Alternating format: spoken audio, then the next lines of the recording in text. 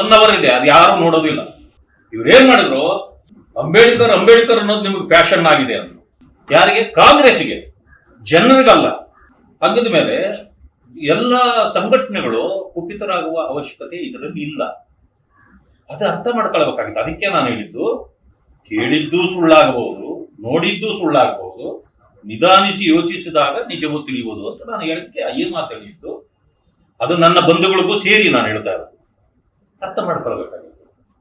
ಅದನ್ನು ಬಿಟ್ಟು ಕಾಂಗ್ರೆಸ್ ಏನೋ ಹೇಳಿಕೊಟ್ಟ.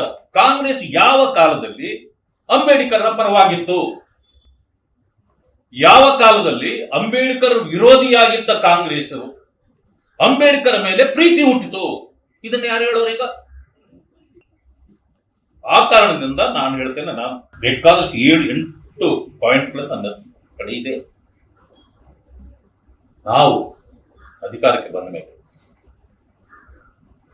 ಅವರು ಹುಟ್ಟಿದ ಸ್ಥಳ, ಅವರು ಓದಿದ ಸ್ಥಳ, ಅವರು PhD ಮಾಡಿದ ಲಂಡನ್ ಸ್ಕೂಲ್ ಆಫ್ ಎಕನಾಮಿಕ್ಸ್, ಲಂಡನ್ನಲ್ಲಿ, ದೆಹಲಿಯಲ್ಲಿ ಅವರು ಪ್ರವಾಸವಿದ್ದ ಆ ನಿವೇಶನ, ಜೊತೆಗೆ ನಾಗ್ಪುರದಲ್ಲಿ ಬುದ್ಧಿಸಂ ಸ್ವೀಕಾರ ಮಾಡಿದ ಜಾಗ, ಜೊತೆಗೆ ಅಂತ್ಯಕ್ರಿಯೆ ಆದ ಜಾಗ. ಇಷ್ಟೂ ಕ್ಷೇತ್ರಗಳನ್ನ ಅಂತಾರಾಷ್ಟ್ರೀಯ ಸ್ಮಾರಕಗಳನ್ನಾಗಿ ಮಾಡಿ ದೇಶಕ್ಕೆ ಮಾದರಿಯಾಗಿ ಅಂಬೇಡ್ಕರ್ ಅವರನ್ನು ಗೌರವಿಸಿದ್ದು ಮೋದಿಜಿಯವರು, ಭಾರತೀಯ ಜನತಾ ಪಕ್ಷ. ನಾನು ಕೇಳಿದೆ, ಮುಖ್ಯಮಂತ್ರಿಗಳಾಗಿ ಬಸವರಾಜ ಬೊಮ್ಮಾಯಿ ಅವರು, ಸರ್, ಕೇಂದ್ರ ಸರ್ಕಾರ ಏನೋ ಇಷ್ಟೆಲ್ಲ ಮಾಡಿದೆ, ಅಂಬೇಡ್ಕರ್ ಅವರು 10 ಸ್ಥಳಗಳಿಗೆ ಕರ್ನಾಟಕದಲ್ಲಿ ಪಾದಸ್ಪರ್ಶ ಮಾಡಿರ್ತಕ್ಕಂಥ ಜಾಗಗಳಿಗೆ, ಕೋಲಾರದ KGF, ಬೆಂಗಳೂರು, ಮತ್ತೆ ಹಾಸನ, ಧಾರವಾಡ, ಚಿಕ್ಕೋಡಿ ಮತ್ತು ಬೆಳಗಾವಿ, ಬಿಜಾಪುರ ಮತ್ತು ವಾಡಿ, ಗುಲ್ಬರ್ಗ, 10 ಕಡೆಗಳಲ್ಲಿ ಬಂದಿದೆ. ಇವುಗಳನ್ನು ಅದೇ ರೀತಿ ಮಾಡಬೇಕು ಅಂದಾಗ ತಕ್ಷಣ 25 ಕೋಟಿ ರೂಪಾಯಿ ಸ್ಯಾಂಕ್ಷನ್ ಮಾಡಿ ಅದಕ್ಕೆ ಮಾಡಿದ್ರು.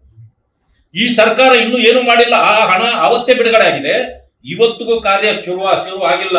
ಆಗಿಲ್ಲ, ನಾವು ಅಧಿಕಾರ ಬಿಟ್ಟು 1.5 ವರ್ಷ ಆಗೋಯ್ತು. ಅದಕ್ಕೆ ಮುಂಚೆ 1 ವರ್ಷ ಆಗಿತ್ತು ನಾವು ಅದನ್ನು ಬಿಡುಗಡೆ ಮಾಡಿ. 2.5 ವರ್ಷ ಆದ್ರೂ ಕೂಡ ಈ ಸರ್ಕಾರ ಬಂದ ಮೇಲೆ ಏನೂ ನಡೆದಿಲ್ಲ. ಯಾಕೆ? ಅಂಬೇಡ್ಕರ್ ಅವರ ವಿಚಾರಗಳು ಹೊರಗೆ ಬರಬಾರ್ದು ಅವರಿಗೆ. ಈ ರೀತಿ ಇರ್ತಕ್ಕಂಥವ್ರು ಇದ್ದಕ್ಕೆ ನನಗೆ ಏನೋ ಅವರ ಮೇಲೆ ಮೈ ಮೇಲೆ ಬಂದ್ಬಿಟ್ಟಿದೆ. ಈಗ ಬಿಜೆಪಿಯನ್ನು ವಿರೋಧ ಮಾಡತಕ್ಕಂಥ ಕೆಲಸವನ್ನು ಮಾಡ್ತಿದ್ದಾರೆ.